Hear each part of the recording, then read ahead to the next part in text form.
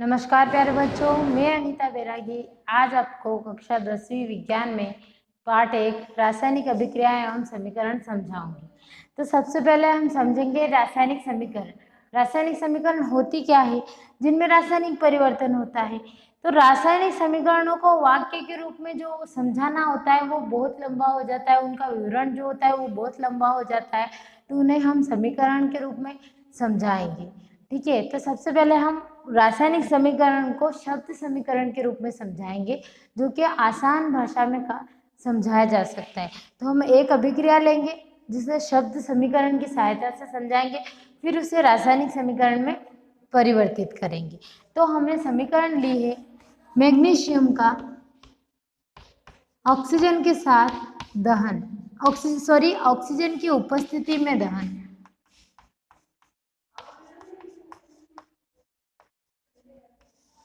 जब magnesium oxygen की उपस्थिति में जलता है या उसका दहन होता है तो वो मैग्नीशियम ऑक्साइड बनाता है।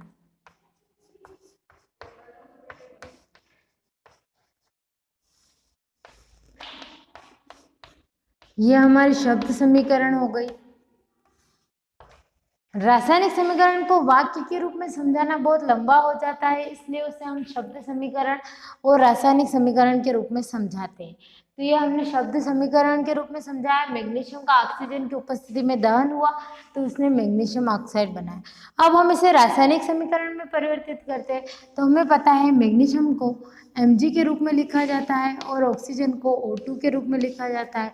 तो मैग्नीशियम जब ऑक्सीजन से क्रिया कर रहा है तो वो मैग्नीशियम ऑक्साइड बना रहा है, तो वो हो गया हमारा MgO। क्लियर है, ये हो गई हमारे रासायनिक समीकरण। अब इसमें जो LHS में होते हैं ये हमारे अभिकारक होते हैं, और जो RHS में होते हैं ये हमारे उत्पाद होते हैं। जो अभिकारक हैं वो हमारे LHS अर्थात लेफ्ट हैंड साइड, और जो हमारे उत्पाद है वो हमारे RHS अर्थात राइट हैंड साइड होता है। अब इन्हें कैसे दर्शाया जाता है, तो जो अभिकारक होते हैं वो एक से अधिक होते हैं तो उन्हें धन चिन्ह के द्वारा, और फिर उनमें जो क्रिया होती है उसे तीर के निशान के द्वारा, और फिर उसके बाद जो हमारे उत्पाद होते हैं अगर वो भी एक से ज़्यादा है तो उन्हें भी धन चिन्ह के द्वारा दर्शाया जाता है। अब रासायनिक समीकरण को लिखना, तो रासायनिक समीकरण को लिखना जैसा अभी हमने समझा है कि उसे वाक्य के रूप में अगर हम लिखेंगे तो वो बहुत लंबी हो जाएगी, इसलिए हम उसे रासायनिक रूप में लिखते हैं। जो आपने बोर्ड पे देखा है शब्द समीकरण के रूप में और रासायनिक समीकरण के रूप में मैंने समझाया। अब रासायनिक समीकरण को संतुलित करना, सबसे पहले हम समझेंगे रासायनिक समीकरण संतुलित करना होता क्या है।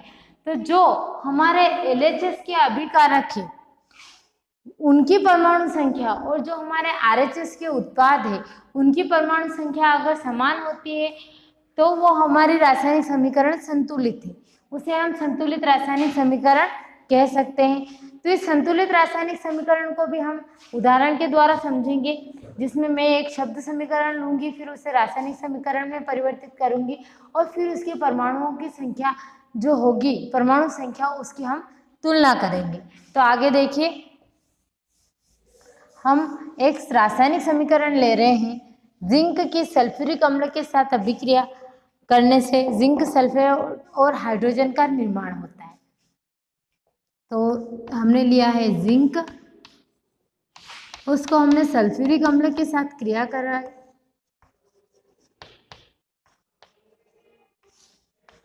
ये जो हमारे LHS में जो आएंगे ये हमारे अभिकारक होंगे, और जो RHS में होंगे वो उत्पाद है। तो जिंक ने सल्फ्यूरिक अम्ल के साथ क्रिया करी तो उसने बनाया जिंक सल्फेट, और साथ में बनाया हाइड्रोजन। ये हमारे शब्द समीकरण है। अब हम इसे रासायनिक समीकरण के रूप में परिवर्तित करेंगे। तो जिंक का हमें पता है Zn होता है, सल्फ्यूरिक अम्ल H2SO4 होता है। जब ये दोनों आपस में क्रिया करेंगे तो जिंक सल्फेट मतलब ZnSO4 plus hydrogen means H2 बनाएगा। ये हमने इसे रासायनिक समीकरण के रूप में परिवर्तित कर दिया। अब यह संतुलित रासायनिक समीकरण है या नहीं, तो इसको हम सारणी के द्वारा बताएंगे, जिस सारणी में हमें इसके जो सारे जो उत्पाद और अभिकारक और उत्पाद है उनकी परमाणु संख्या दी हुई है।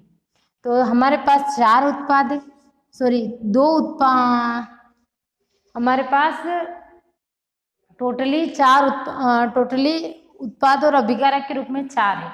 तो वो है जिंक, हाइड्रोजन, सल्फर और ऑक्सीजन।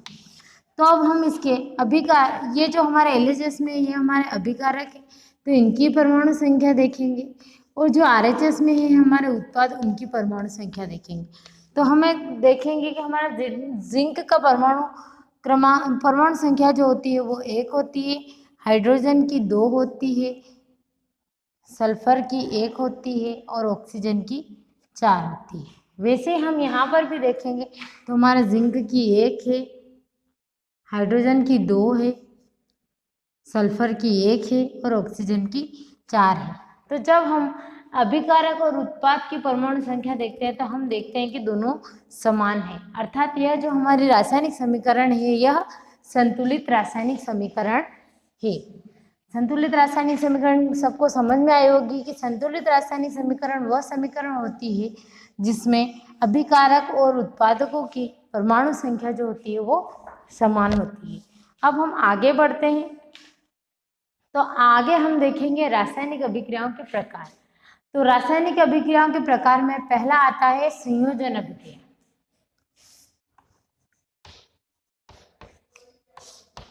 पहला है हमारा संयोजन अभिक्रिया। तो संयोजन, जैसा कि इसके नाम से ही पता चलता है, संयोजन, संयोग, मिलना या जुड़ना।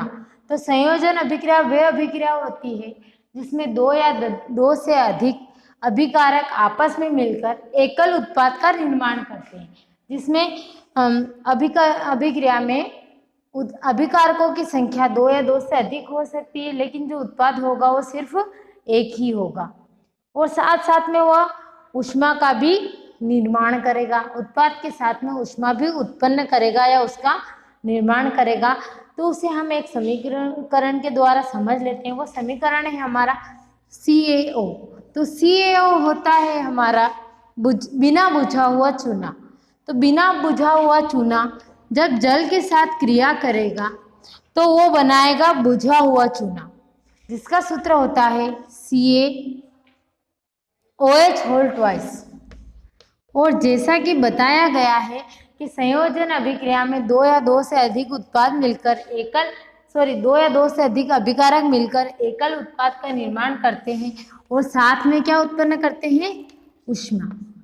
तो इस बिना बुझे हुए चूने ने जल के साथ अभिक्रिया करी तो बुझा हुआ चूना बनाया और साथ में जो है वो ऊष्मा उत्पन्न करी। ये होती है हमारी संयोजन अभिक्रिया। इसमें एक और हम अगली हमारी जो होगी वो होगी हमारी वियोजन अभिक्रिया। तो वियोजन अभिक्रिया, जैसा कि आप समझ सकते हो, वियोजन मतलब टूटना या 2 या 2 से अधिक भागों में विभाजित होना। तो वियोजन अभिक्रिया वह अभिक्रिया होती है जिसमें एक ही अभिकारक अनेक छोटे छोटे उत्पादों में परिवर्तित हो जाता है, अर्थात उसका अभिकारक तो एक ही होगा, लेकिन जब वो टूटेगा, अर्थात जब उसका वियोजन होगा, तो वह 2 या 2 से अधिक उत्पादों में परिवर्तित हो जाएगा। इसके लिए हम एक उदाहरण लेंगे फेरस सल्फेट का। तो हमने लिया है 2FeSO4। ये हमारा फेरस सल्फेट है। जब इसे ऊष्मा दी गई तो यह परिवर्तित हो गया फेरिक ऑक्साइड, साथ में इसने 2 गैसें भी दी है, सल्फर डाइऑक्साइड और सल्फर ट्राइऑक्साइड। तो हम इसे लिखेंगे Fe2O3 plus SO2 plus SO3। तो ये जो हमारा फेरस सल्फेट है, जब इसे ऊष्मा दी गई तो इसने फेरिक ऑक्साइड बनाया, साथ में सल्फर डाइऑक्साइड और सल्फर ट्राइऑक्साइड का भी निर्माण किया। ठीक है, फेरिक ऑक्साइड जो वो है वह ठोस है। फेरिक ऑक्साइड जो है वह ठोस है और SO2 और SO3 जो है हमारी सल्फर डाइऑक्साइड और सल्फर ट्राइऑक्साइड, ये हमारी गैसें हैं। ठीक है, इसके बाद हम पढ़ेंगे ऊष्माक्षेपी रासायनिक अभिक्रिया। तो हम समझेंगे ऊष्माक्षेपी रासायनिक अभिक्रिया होती क्या है, जिसमें ऊष्मा का उत्सर्जन होता है, जिसमें उत्पाद के साथ साथ ऊष्मा का भी निर्माण होता है, तो उसे हम कहते हैं ऊष्माक्षेपी रासायनिक अभिक्रिया। इसे भी हम एक उदाहरण के द्वारा समझाएंगे, जो होता है प्राकृतिक गैस का दहन, अर्थात मेथेन का दहन। मेथेन के दहन को हम समझेंगे तो जो हमारा मेथेन है CH4 जब ऑक्सीजन से क्रिया करेगा, ऑक्सीजन के 2 अणुओं के साथ क्रिया करेगा, तो वो बनाएगा हमारा कार्बन डाइऑक्साइड प्लस जल के 2 अणु और साथ में उत्पन्न करेगा ऊर्जा। जो अभी हमने परिभाषा में समझा है कि ऊष्माक्षेपी अभिक्रिया जो होती है वह उत्पाद के साथ साथ ऊर्जा का भी निर्माण करती है। तो हमारा जो मेथेन था उसने ऑक्सीजन के साथ क्रिया करी, कार्बन डाइऑक्साइड बनाया, जल बनाया और उसके साथ में ऊर्जा का उत्पन्न किया। अब जो हमारी ऊष्माक्षेपी अभिक्रिया होती है, इसे श्वसन की ऊष्माक्षेपी अभिक्रिया भी कहा जाता है। वो क्यों कहा जाता है, तो हम एक उदाहरण के द्वारा समझेंगे कि जब हम भोजन ग्रहण करते हैं और भोजन में जब हम चावल, आलू या ब्रेड के रूप में जो भी भोजन ग्रहण करते हैं, तो जब वो हमारे शरीर में प्रवेश करता है और कार्बोहाइड्रेट का निर्माण करता है, उसके बाद वो जो कार्बोहाइड्रेट है वह छोटे छोटे टुकड़ों में परिवर्तित हो जाता है और छोटे छोटे टुकड़ों में परिवर्तित होने के बाद वह ग्लूकोज का निर्माण करता है। और ये ग्लूकोज जो है हमारे शरीर में की जो कोशिकाएं होती है उनमें उपस्थित ऑक्सीजन से हमें ऊर्जा प्रदान करता है। तो यह जो पूरी प्रक्रिया होती है इसे श्वसन की ऊष्माक्षेपी अभिक्रिया कहा जाता है। Thank you.